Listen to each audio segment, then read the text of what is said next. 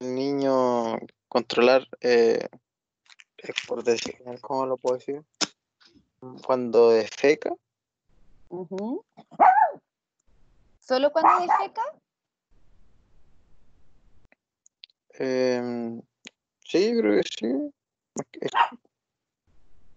Sí. ¿Alguien más que quiera añadir algo a lo que dice Manuel?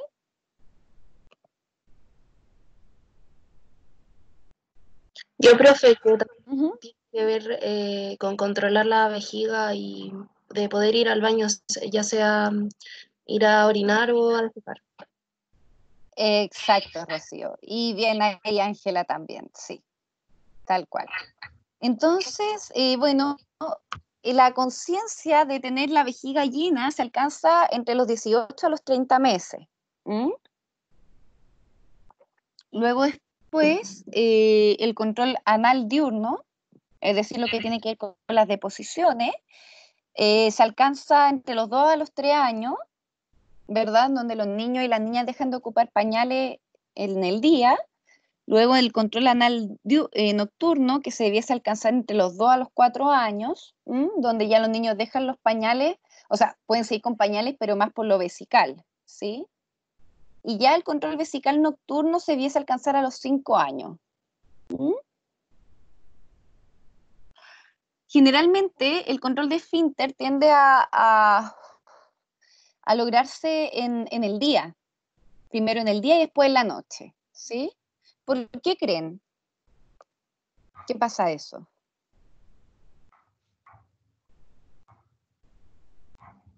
¿Cómo fue la pregunta, por? ¿Por qué creen que en el día uno tiende a alcanzar más pronto el control de esfínter que en la noche?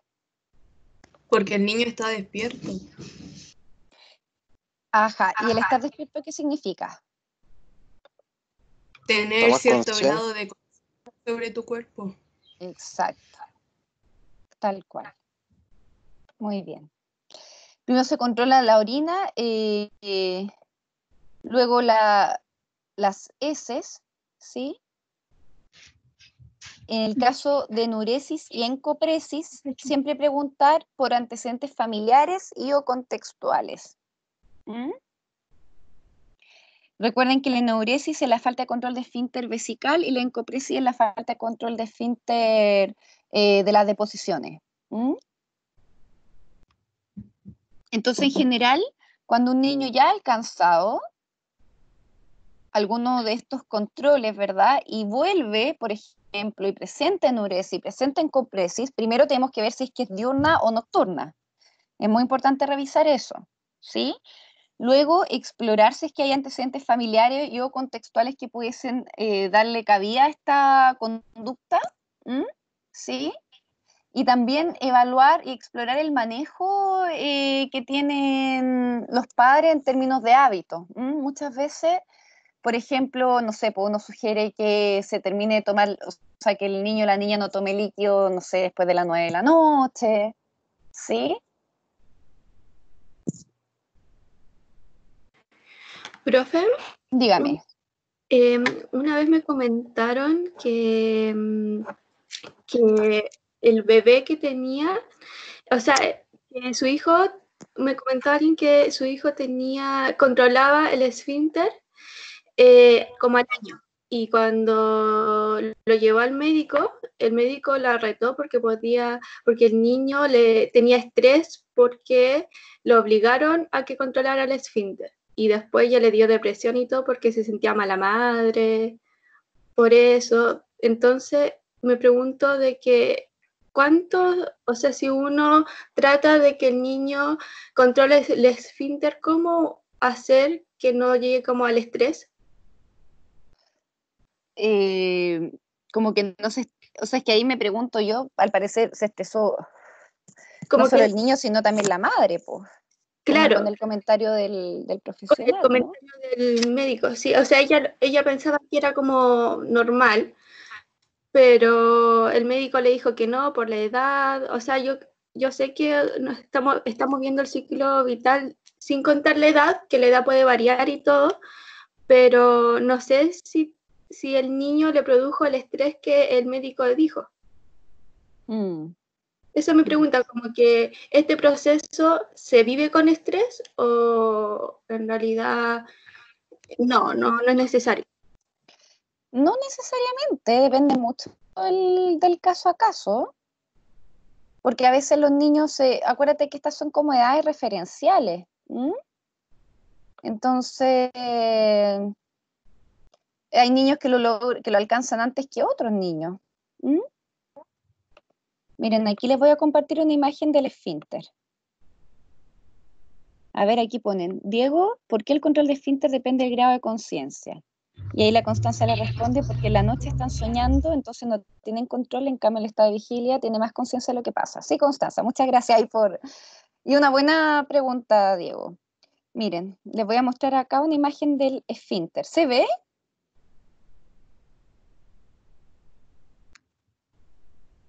Entonces aquí hay un diafragma, aquí está el esfínter esofágico interior, ¿verdad? Que al fin y al cabo el esfínter tiene que ver como con un tipo de musculatura que permite el retener o el soltar. ¿Sí? Por eso como que históricamente se ha asociado el tema del control de esfínter, por ejemplo, a personas más controladoras, por ejemplo, ¿sí? Como...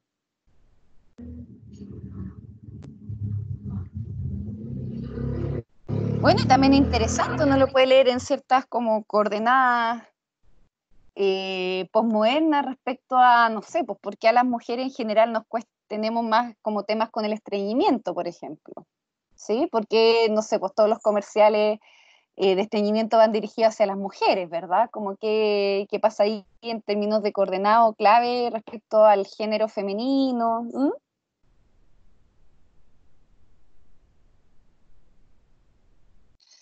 Entonces, con respecto al desarrollo cognitivo, esto lo vamos a revisar con mucha mayor profundidad cuando veamos a Piaget y cuando veamos a Vygotsky. Pero a grandes rasgos recuerden que el pensamiento es algo que nosotros no podemos acceder de forma inmediata. Tenemos que acceder a través del lenguaje o a través de las conductas. Podemos inferir el tipo de pensamiento. Entonces, por ejemplo, algo a ver, les voy a apagar los audífonos porque escucho mucho ruido ambiente. O sea, el audio. A ver. No sé cómo apagarlo. O se me olvidó al menos. Entonces, por ejemplo, a través del lenguaje nosotros podemos pesquisar si es que el pensamiento del paciente es más bien concreto o en su reverso es más bien abstracto, ¿sí? Yo recuerdo un paciente, no sé si le habría comentado alguna vez, que él tenía un deterioro cognitivo muy importante, tenía ya daño orgánico, y en la entrevista yo le pregunto que cuándo estaba de cumpleaños, y él me responde, yo estoy de cumpleaños todos los años, ¿sí? Esa es una respuesta que es muy concreta. ¿Sí? Por ejemplo, hay como formas de medir a través de preguntas si el pensamiento es concreto o abstracto, a través de preguntas tales como, no sé, pues, ¿en qué se parecen un avión a un auto? Y si te dicen que ambos tienen rueda, sería una respuesta más bien concreta, versus a que alguien te diga son medios de movilización, ¿verdad? Que sería una respuesta más abstracta. Entonces, eso situar de buena primera. El pensamiento se evalúa mucho a través del lenguaje y a través de la conducta, ¿sí? Entonces, dentro del pensamiento y bajo el marco conceptual que desarrolló Jean Piaget, ¿sí? Encontramos 4 grandes estadios del desarrollo cognitivo, que el primero sería el periodo sensorio-motor, el cual habla que nosotros en un momento, los seres humanos, cuando somos bebés, aprendemos a través de las sensaciones, y del movimiento que realizamos. Entonces yo voy tomando noción del tamaño de las cosas cuando, por ejemplo, no me alcanza en la mano, ¿sí? Digo, esto es grande, ¿sí? O cuando lo tomo y es tan chiquitito que puedo apretar mis dedos contra mi mano y digo, esto es pequeño. Entonces, Entonces, en un primer momento el aprendizaje se va a dar por la vía más sensorial, ¿sí? Y motora. Luego vendría un pensamiento preoperacional, ¿sí? Que es característico de un pensamiento concreto, que ahí tiene algunas características que ya vamos a abordar con mayor profundidad. Tenemos operaciones concretas, ¿sí? En donde ya se instala la lógica, ya hay un principio de reversibilidad. Y por último, el pensamiento abstracto, el pensamiento formal, ¿sí? Que empezaría a operar desde los 11 años. Por el lado del lenguaje, tenemos que el niño comienza a incorporarse al lenguaje, bueno, desde que es muy chiquito, ¿sí? Primero empieza, por ejemplo, a decir algunas palabras, o sea, ni siquiera palabras, ¿verdad? Sonidos guturales, los cuales van a ir siendo articulados y significados por los cuidadores. Entonces, por ejemplo, quiere agua, ¿sí? Quiere cariño, ¿sí? Y en la medida en que se van realizando esas interpretaciones también vía lenguaje, el niño lo va incorporando y lo va desarrollando, ¿sí? Entonces, pues va el balbuceo. Después termina, ya se alcanza la ecolalia, que la ecolalia es la capacidad de repetir palabras, ¿sí? Ya a los 8 meses. La ecolalia es algo que se ocupa mucho en los niños en las películas y en las series, ¿verdad? Como típico que en la serie aparece este momento en el cual justo los adultos dicen una palabra no muy bien aventurada y el niño la repite, ¿sí? Es como un recurso que se ocupa harto a nivel televisivo. Esa es la ecolalia. Ya se espera al año que el niño cuente con un vocabulario al menos de 10 palabras. Ya de los 2 a los 3 años se espera que hayan 200 palabras, ¿sí? Y que pueda hablar en tercera persona también. Ya desde los 4 a los 6 va articulando frases, introduce el yo y logra la gramática esperada en el contexto en el cual se desenvuelve el niño. Y que justamente coincide también con la entrada al sistema preescolar. Escolar.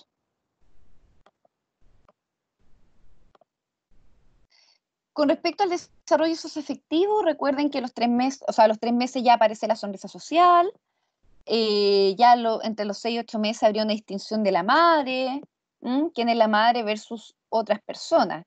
A ver, el niño lo logra distinguir desde que es muy chiquito, esto tiene cierta afiliación, por ejemplo, hay estudios que revelan que el niño ya tiene cierta afiliación con la voz de la madre, ¿sí? Que es uno de los sentidos que más se desarrolla en términos perinatales, la audición.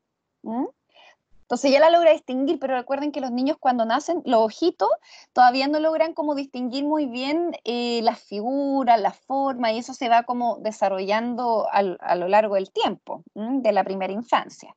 Entonces ya a los 6, 8 años logra distinguir visualmente a su madre y logra expresar placer y disgusto. Entonces ya se espera, por ejemplo, que haga caritas como de algo que no le gusta, ¿sí? Algo que lo pone muy feliz. Lo puede expresar antes, ojo, pero es como lo que se espera ya entre los 6 y 8 meses. Ya al año logra dar cuenta de emociones positivas y negativas, ¿sí? Positivas podríamos hablar la alegría, la sorpresa, y negativas tales como la rabia, la frustración, la tristeza. Y también se adquiere el famoso no, ¿sí? Que los padres siempre refieren que hay un periodo en que los niños no, ¿quieres esto? No, no lo quiero, y es no tampoco, ¿sí? La verdad es que el no implica una función psíquica muy importante que tiene que ver con la capacidad con los primeros cimientos de poder distinguir qué es lo que es mío y qué es lo que no es mío, ¿sí? ¿Qué es lo que soy y qué no? ¿Qué es lo que me gusta y lo que no me gusta? Entonces, a propósito de este logro del no, no me gusta eso, no quiero ir para allá o me quiero quedar acá, ¿sí? Es como que va existiendo una personalización del niño, como un sujeto diferenciado. Y ya, por supuesto, entre los 4 y 6 años, en el ingreso, ¿verdad?, del jardín infantil, aparece y se desarrolla con mucho más potencia las primeras habilidades sociales. Entonces la capacidad de jugar con un otro, más que este juego como autorreferido, ¿verdad? Que uno deja un niñito chiquitito, puede estar mucho rato pegado con algo. De hecho, es muy chistoso, como que si uno, no sé, creo que les he comentado, que si uno va a cumpleaños con guaguitas muy chiquititas, tú las dejas al lado y con suerte se pescan. Están como cada uno en su mundo, ¿sí? Tiene como algo bien autístico en un comienzo el desarrollo, ¿sí? Y después, bueno, se va viendo que hay un otro, que con ese otro se puede jugar, que hay turnos de habla, que hay turnos de tiempo, ¿verdad? Aparecen, por ejemplo, no sé, pues quizás niñitos o niñitas con dificultades para compartir sus juguetes. Eh, no porque sean egoístas, sino como muchas veces hay que preguntarse por cómo está investido libidinalmente el juguete también, ¿no? ¿Qué función tiene el juguete para el niño? ¿Hasta acá alguna pregunta?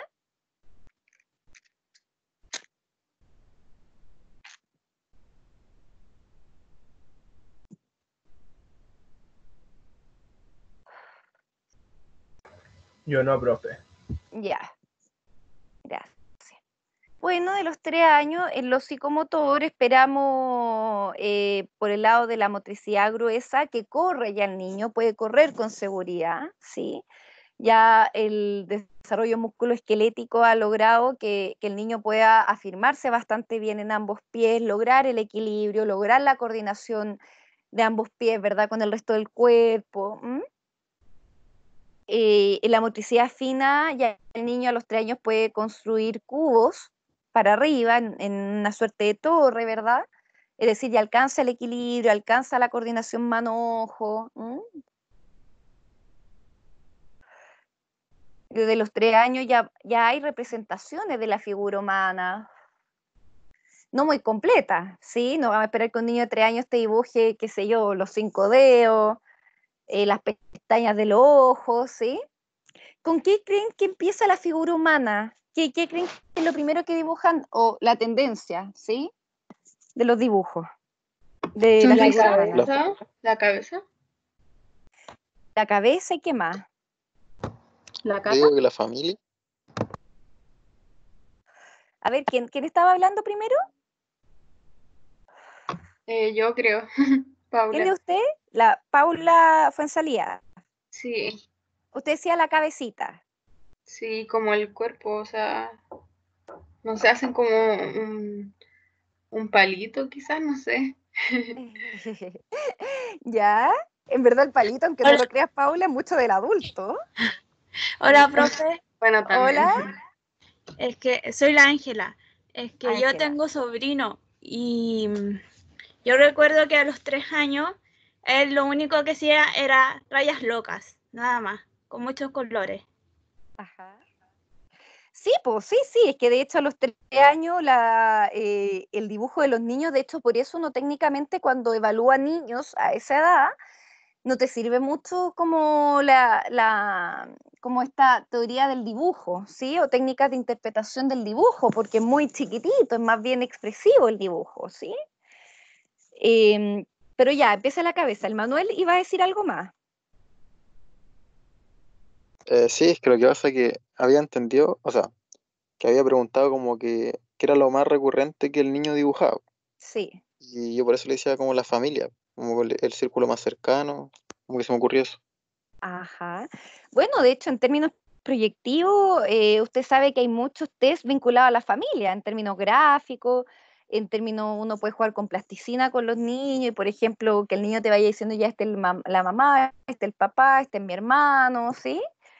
Eh, pero cuando hablamos de la representación de la figura humana, como nos comentaba la compañera, efectivamente se comienza con la cabeza, que es como una parte muy que hay mucha tendencia a comenzar a dibujar con la figura humana con la cabeza y también con las extremidades, los brazos, las piernas, ¿ya? Y después se va incorporando el cuerpo, progresivamente los pies o los detalles vinculados al rostro.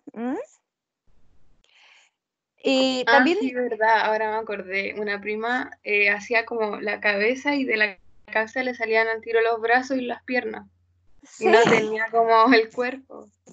tal cual, Ahora me sí, acordé. sí, es un muy buen ejemplo. es muy chistoso, es como que la cabecita te sacan la pierna y el... Sí, tienes toda la razón. A ver, aquí la María Graciela Zamora pregunta, profe, si una persona adulto mayor en ocasiones tiene problemas a la hora de aguantar el pis, ¡ay, qué lindo! Pero en ocasiones lo puede lograr exitosamente, ¿por qué podría ser? Mira, María, Graciela, efectivamente los adultos mayores comienza a pasar que puede haber una dificultad en el control de esfínter, ¿sí? Lo cual dificulta y puede como aminorar harto sus relaciones interpersonales. Hay muchos abuelos, abuelas, adultos mayores, ¿verdad? Que les da mucha vergüenza reunirse con otros porque, por ejemplo, les cuesta contener los peitos, por ejemplo, ¿cachai? Es como que todo lo que tiene que ver con esa zona se hace muy difícil de contener.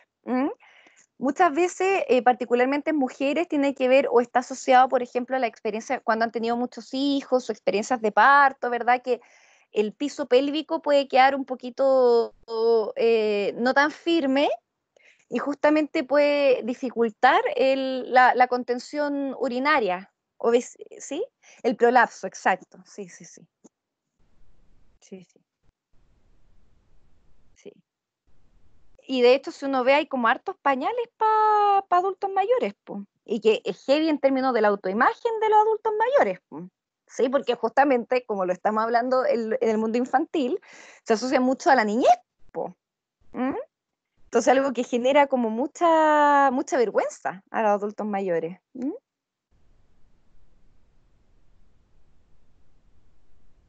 Bueno, también a los 3 años ya comienza a dibujar en círculo. Es muy interesante porque ustedes conocen los puntos, obvio, todos vemos un punto, ¿verdad?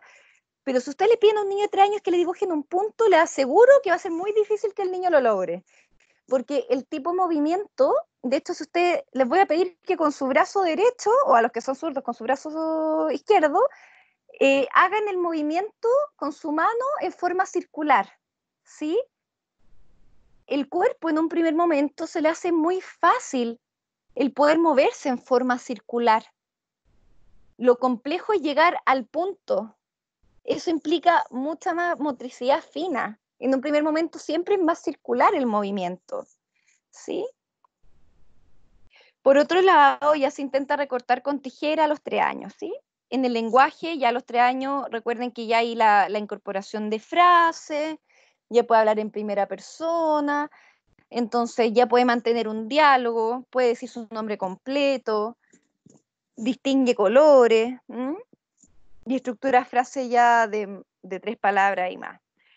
Y en términos conductuales, el niño, si bien es muy esperable que a los 3 años los padres sigan vistiéndolo o desvistiéndolo para ponerle el pijama, qué sé yo, los niños tienden como a apoyar en este proceso.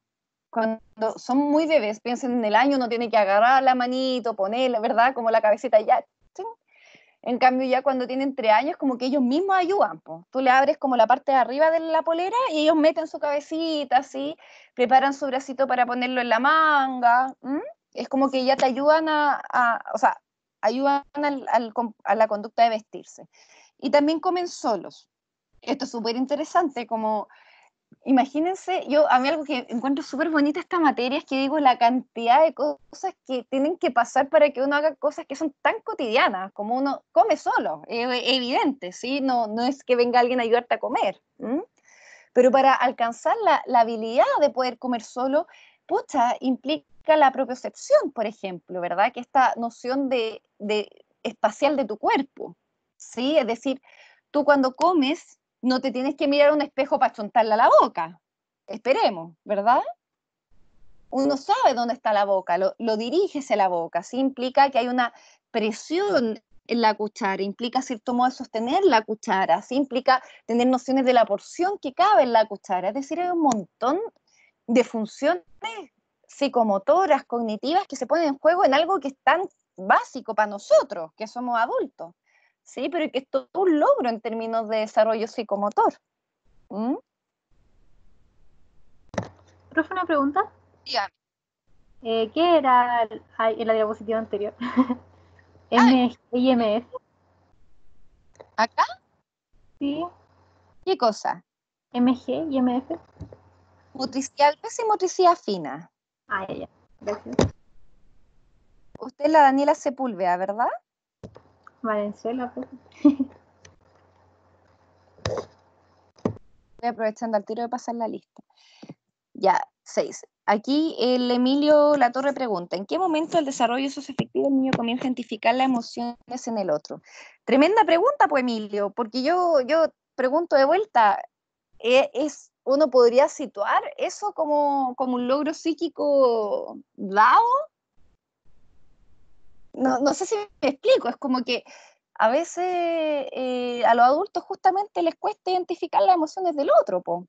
Y ahí va a ser súper interesante, chiquillos y chiquillas, cuando veamos el apego, porque el apego tiene que ver mucho con la regulación afectiva.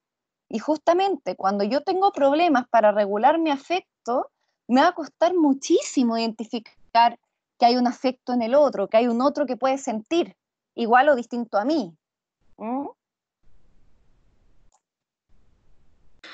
Profe, pero con respecto a eso, yo tenía entendido de que los niños no, como que no sabían cómo identificar, por ejemplo, el enojo con la felicidad, como que ellos no sabían identificarlo como emoción o gesto de la cara con la palabra. Entonces hacía difícil que el niño pudiera expresar lo que sentía. ¿A qué edad, Carla, se espera eso? No me acuerdo. Es que lo que pasa es que en vacaciones asistí a un voluntariado y hicimos un taller que era de eso y explicábamos más que nada y lo hicimos a jardín y eran niños de, hoy no me acuerdo, debió haber sido de 5 años, lo más grande, 4, no me acuerdo la edad. Sí. Bueno, primero que todo son edades referenciales. ¿Y cuál es la función que tú estabas diciendo? Como esto de poder identificar como lo no verbal con lo verbal, algo así, ¿o no? Claro, sí, como que ellos, por ejemplo, podían llorar y uno le preguntaba, ¿qué tienes? No decían que tenía pena, sino ellos no sabían qué tenían, o sea, qué pasaba. Me pasa, Carla, que como yo trabajo también harto con adultos, para mí muchas veces es un objetivo terapéutico en adultos, como justamente poder reconocer o poder identificar qué emoción están experimentando. ¿Mm? Y mira, yo ahí tengo dos comentarios interesantes lo que plantea Carla. Por un lado, hay harta evidencia que menciona cómo las expectativas de género van moldeando la identificación y la expresión de las emociones, ¿sí? Entonces por ahí pasa mucho, quizás no en la generación de ustedes, pero en generaciones más antiguas, que por ejemplo a las mujeres en general se nos hace más fácil expresar la pena, es como más socialmente aceptado. ¿Mm? Entonces muchas veces cuando uno ve pacientes mujeres más adultas, que tienen pena, que lloran, y tú vas al fondo y la verdad es que más que pena es rabia lo que tienen, ¿sí? Y al verle también, es como que uno ve, por ejemplo, varones, quizás entre 30 para arriba, que tienen rabia y tú vas a lo profundo y es pena. ¿Mm? Entonces yo diría que la capacidad de identificar emociones, más que un hito propiamente tal, tiene que ver también con ciertas condiciones o posibilidades posibilidades de las condiciones simbólicas del tiempo en el que las personas viven, ¿sí? Es como, hay una frase muy bonita que dice que uno no es hijo de los padres, como uno es hijo de la época. Y en ese sentido, claro, muchas veces expresamos emociones que parecieran ser pena, pero que en el fondo puede ser cualquier otra, puede ser angustia, puede ser rabia, ¿sí? O viceversa. Y lo otro, Carla, es que hay una noción que es bien interesante. A mí, yo me habré formado en psicoanálisis, pero soy bien amiga de otras teorías porque encuentro que cuando uno se casa con una no tiene por qué no reconocer lo bonito y lo interesante que proponen otras. Pero, por ejemplo, está toda esta corriente más sistémica, particularmente que tiene como grandes aportes de la lingüística, en donde muchas veces pasa, Carla, que a las personas nos cuesta reconocer lo que se dice y lo que se hace o lo que se expresa emocionalmente porque tendemos, por ejemplo, a algo que se llama el doble vínculo, ¿sí? El doble vínculo es algo que es como, yo te muestro, o sea, te lo estoy poniendo súper burdamente, ya lo vamos a abordar con mayor profundidad, pero tiene que ver con que, por ejemplo, yo te digo, no sé, pues estoy seria, estoy indiferente, y tú, oye, Raiza, ¿te pasa algo? Y yo, no, no me pasa nada. Entonces, para los niños es súper, o para los adultos también, esto son cosas que nos pasan a los adultos también, que es súper raro, pues como que uno no cacha, uno no logra como, bueno, pero ¿qué? ¿Está enojada o está enojado? ¿Sí? Porque dice que no pasa nada en el plano verbal, pero lo no verbal me está mostrando que está pasando muchas cosas. ¿Mm? Entonces, a veces también hay ciertos estilos de comunicación que van a desfavorecer la posibilidad de poder identificar cuál es el estado afectivo del otro.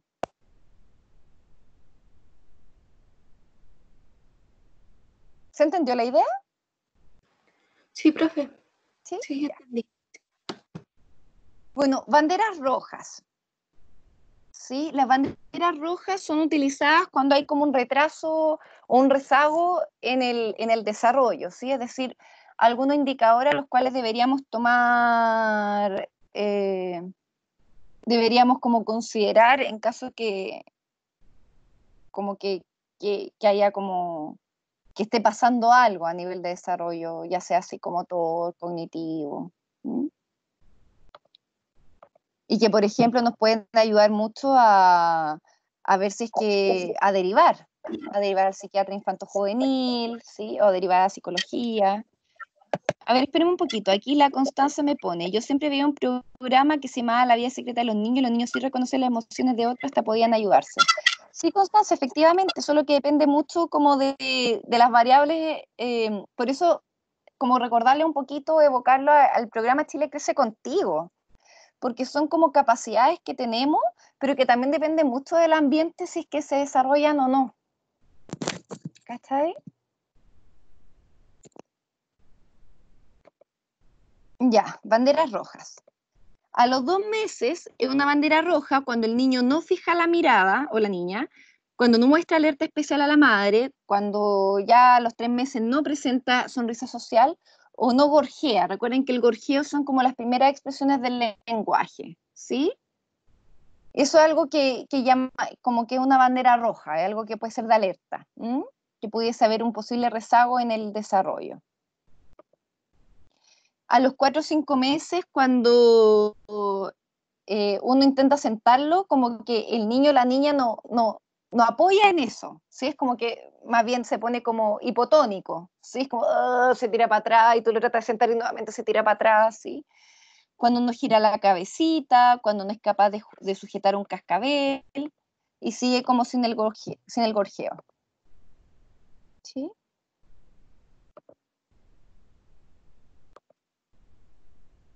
Esas son como las principales banderas rojas en la tempranísima infancia. ¿Sí?